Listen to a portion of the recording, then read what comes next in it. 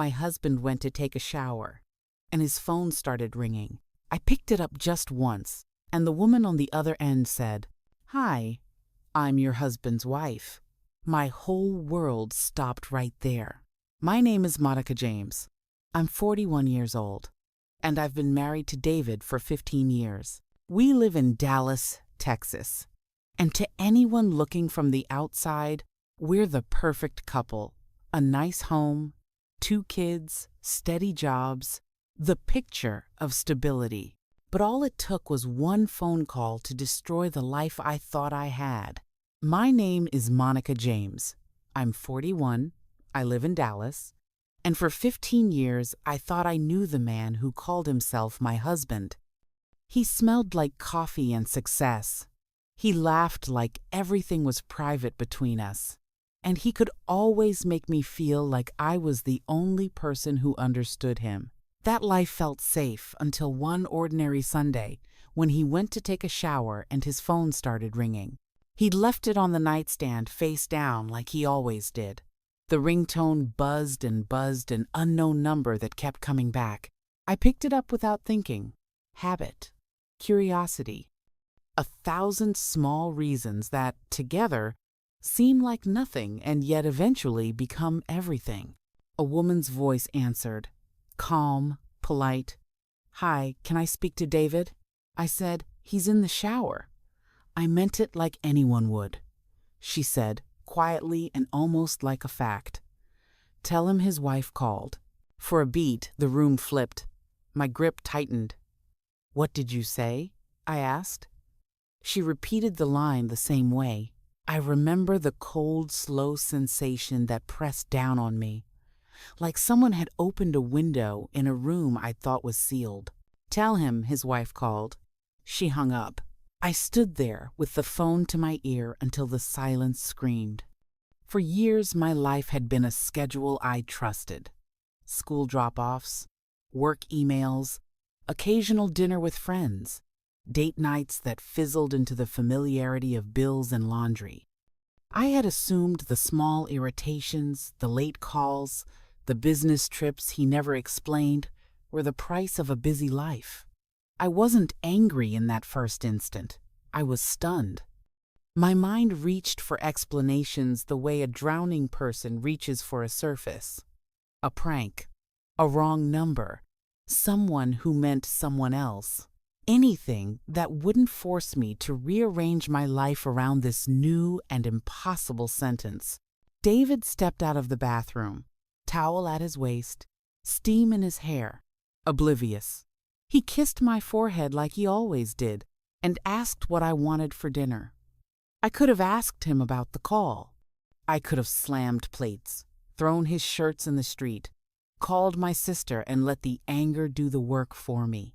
Instead, I folded the phone face down and walked into the kitchen like I'd never heard the woman's voice at all.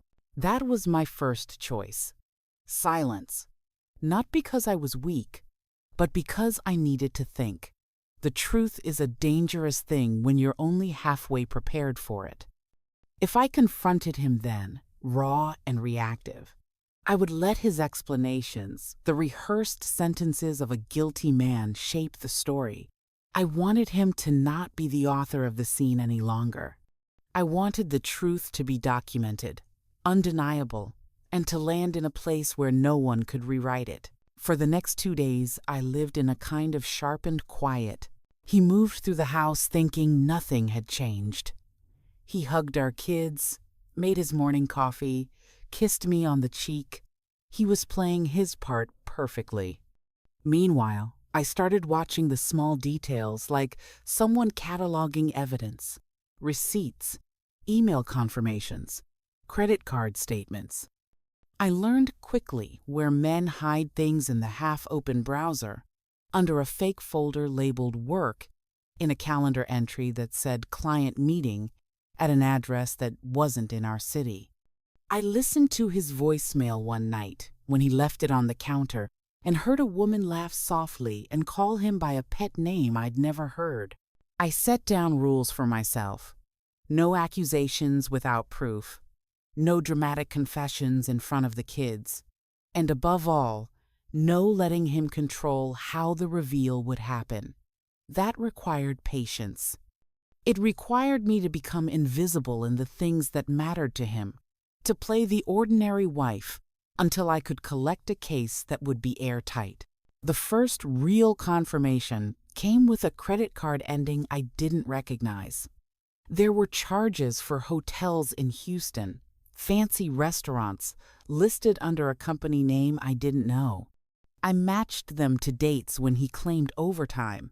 I found a series of emails that had been forwarded to a secondary account. One he'd told me was used for work only. I opened a message and saw a photograph. David, smiling across a table, his hand resting on a woman's knee. The photo was dated 3 weeks prior. The caption read, in a tone of ease that made me want to throw up, "Sunday at our place." I printed the photo. I didn't throw it into a drawer. I slotted it into an envelope and labeled it. I printed the hotel receipts. I took screenshots of texts that suggested more than friendship. Evidence gathered methodically is not dramatic. It's patient. It waits. Next, I needed a name. I started with the headboard of data I had, the email address, the pet name, the hotel chain. Together they led to a social media account, Elena Ruiz. She posted pictures of sunny terraces, 2 coffees, a hand holding a ringless finger next to a man who wore a watch David had. Her profile was private, but it was enough, a face, dates, a pattern.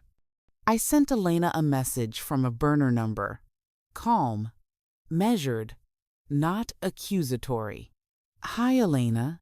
This is going to sound strange. Are you aware David is married?"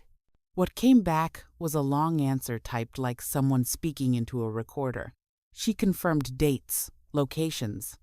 She called him by the pet name I'd heard in the voicemail. She told me how he'd told her he was separated, that he'd never mentioned me. Her tone was not defensive, it was tired. She sent a photo of the two of them at a rooftop bar, leaning into each other. She didn't seem to know how to perform the surprise I'd been rehearsing in my head. To her, we were all simply living in a tangle of half-truths. I could have stopped there. I could have confronted, shouted, demanded. But I wanted more than an emotional demolition. I wanted consequences that mattered not only to our relationship, but to his public life. David had always been proud of his image. The PTA dad who volunteered, the manager who got invited to neighborhood barbecues. He wore that image like armor. I wanted to remove it legally and socially in a way that couldn't be patched by a limp apology. So I built a plan. Step 1 was documentation. Printouts, screenshots, time-stamped. Step 2 was legal consultation. I called a lawyer under the pretense of inquiring about marital asset protection. I told her, in the most factual terms possible, that I suspected my husband of maintaining an unreported secondary household and possibly commingling finances. She was blunt and efficient. "Gather everything," she said. "Bank statements, joint accounts, any proof of separate property, messages corroborating the other life. If he's been hiding income or expenses, we can make a case." Step 3 was to ensure the other woman couldn't be maneuvered into silence. I didn't want Elena to become another victim of his charm or of his reassurances. I asked her gently if she had documentation, messages, photos, any proof that David had represented himself to her as unmarried. She sent me things I hadn't expected. Hotel key stubs, a receipt from a jeweler with his card, a voicemail file where he said, "When we're together, I feel like it's ours again." She didn't send these to humiliate me. She sent them because she was tired and because she had a right, she said, to know. With the lawyer's advice, I filed for an emergency consultation with a forensic accountant who specialized in marital finances. We met on a weekday morning in a windowed office where the light was honest and the coffee was bitter. I laid out the evidence. He nodded and said words I'd wanted to hear and feared to hear in the same breath. If he's been running 2 households, there are tax implications and potentially grounds to claim concealment of assets. We can trace expenditures to his name or his company. We can compel records. This felt like an escalation, and it was. But I wasn't out for petty revenge. I wanted accountability. I wanted the structure of our life to be dismantled in a way that matched the scale of the deception. I wanted my children to grow up in a house where their father's behavior couldn't hide behind nice dinners and smiling faces. Over the next 3 weeks, I played the role of the ordinary wife to perfection. I went to parent-teacher meetings. I folded laundry. I made dinner. I let him think that his secret was still secret. Meanwhile, I met Elena twice in parking lots with the secrecy of 2 conspirators exchanging plans. We decided, together with our lawyer, that the confrontation would be public, undeniable, and recorded. We wanted the evidence to exist outside of memory. The day of the reveal, everything had to be precise. I booked a small room at a community center where we could host a parent orientation under a plausible pretense. I invited a few people who liked David Neighbors, the PTA president, a coworker, nothing too many, but enough witnesses to place him in a public context. I had my forensic accountant on standby, and I had printed documents bound in a folder. Receipts, hotel records, the photos from Elena's phone, and a timeline I had assembled that linked each trip and expense to dates he'd lied about. When he walked in that evening smelling like the aftershave he always chose, he looked at the small group with the complacent amusement of a man who believed himself untouchable. I watched him smile as people greeted him, and for a moment I felt something hot and animal in my chest. Then I remembered why I'd chosen silence. I wanted precision, not tantrum. I stood and asked for the room to have attention for a moment. I told the little story of how a phone ringing turned a Sunday into a courtroom. I pulled from my purse the envelope with the photograph I'd printed weeks ago, his hand on Elena's knee, and I placed it on the table. I said calmly, "This is what I found." I named dates. I handed my lawyer a copy of the binder and asked him, in front of these neighbors and acquaintances, to explain the pattern. He spoke in that measured way attorneys do, about undisclosed expenditures and separate households and the legal obligation of transparency. David's face shifted through a catalog of expressions: confusion, denial, anger. Then a slow unraveling that made him small in a way I'd never seen. Elena sat to my left and, when asked to, recounted a few of the moments that corroborated our timeline. The room had the strangest hush. The unsent messages and the late hotel charges were facts now, not gossip. One neighbor, a man who'd always complimented David's integrity, looked like he'd swallowed something bitter. People shifted in their chairs. The kids' school administrators took notes. What I had not anticipated fully was how quickly accounts of decorum could fall away when the truth moved into the light. David raised his voice. He called the whole thing a setup. He accused me of lying. He insisted that I was trying to humiliate him. He said things that made some of the people in the room glance away. He wanted drama, and for a moment, his voice was a soundtrack I could have matched with a yell. But I had no intention of feeding him oxygen with a show. The binder sat between us like a ledger of evidence, and that made screaming redundant. When the conversation spiraled toward threats of lawsuits and of reputation damage, my lawyer spoke again, calmly enumerating the steps we would take to enforce transparency. He mentioned subpoenas. He mentioned court orders.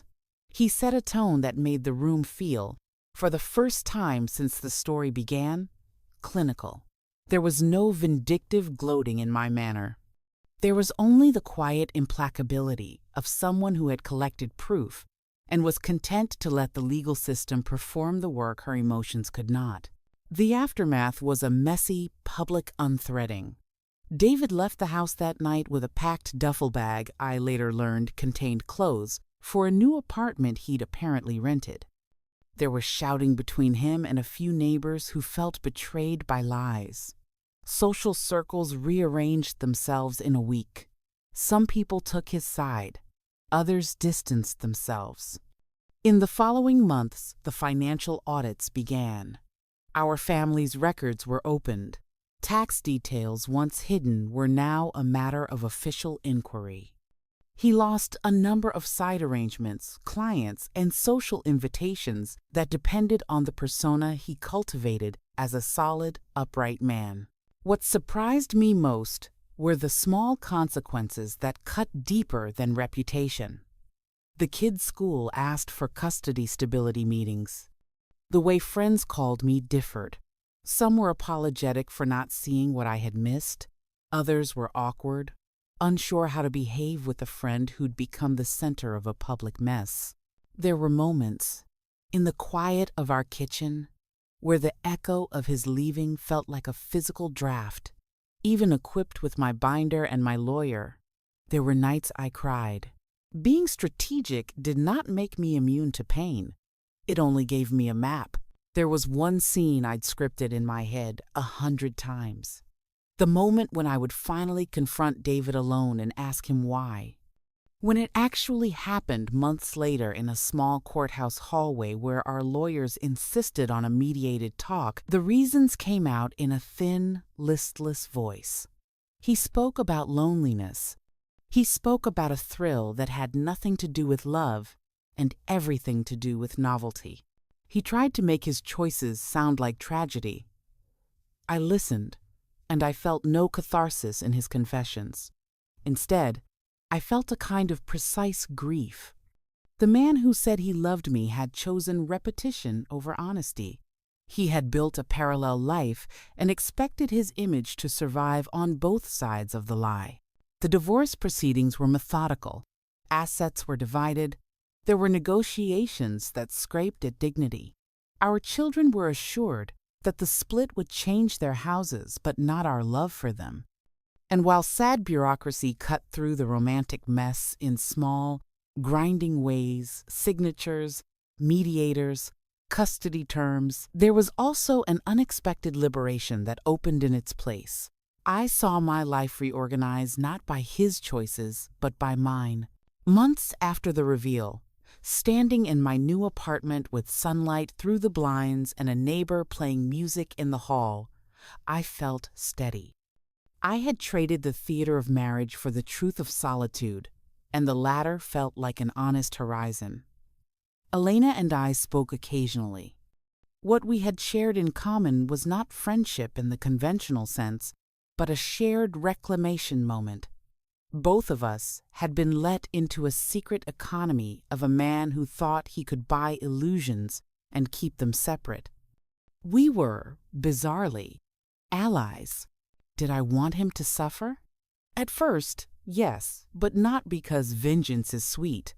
I wanted appropriate consequences.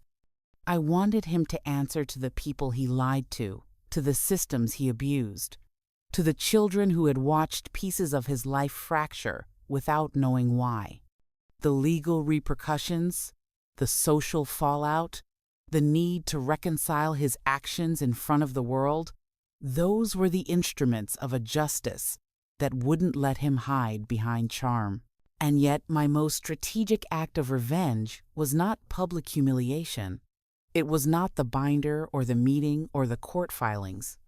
My sharpest move was the life I took back, the decisions I began making that had nothing to do with him.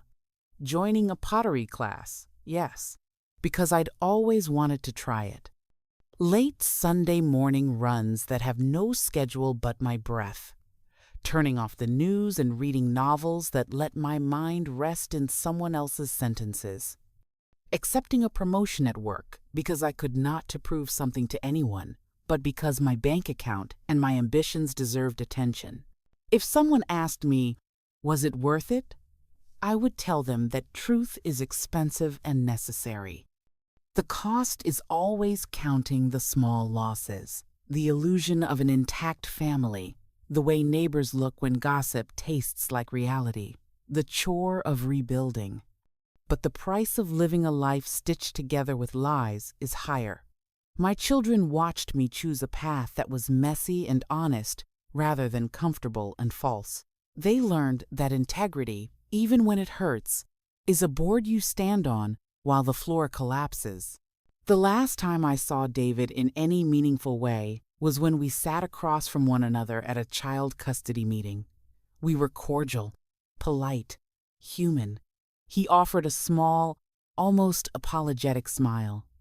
I kept mine simple, steady, not small. He was diminished in certain ways, not by some grand scandal the neighbors would gossip endlessly about, but by the way his choices had closed doors he hadn't considered. That was the consequence I'd wanted. Not to hurt him for the sake of pain, but to close the loop on secrecy, so that no one else would have to rebuild what he had discarded in private. A year later, on a bright spring afternoon, I walked into a little cafe by myself. The barista knew my order. I bought a small vase from a thrift store on my way home and placed it on the kitchen table where my kids still scrambled through homework. I put my printed binder in a drawer and labeled it Old Things. It was there if needed, but mostly it was a relic of the time when I had learned to be patient and exact and brave in the same breath.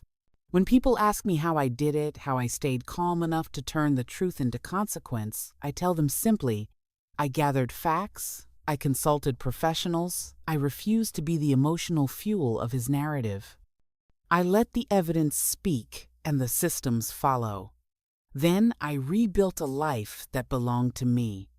That was my revenge and my remedy.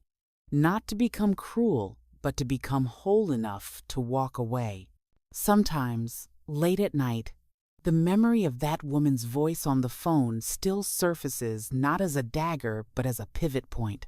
The voice that said, "Tell him his wife called," made me listen to everything I had been ignoring.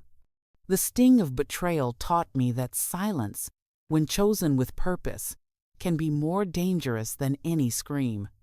I used it to make a path, and I walked it. In the end, I did not want to humiliate him for pleasure. I wanted to make him accountable in ways he had never been asked to be. And I wanted, above all, to teach my children that a person's reputation is not the same as their choices, and that the dignity to walk away, armed with truth and not drama, is a kind of victory worth more than any applause.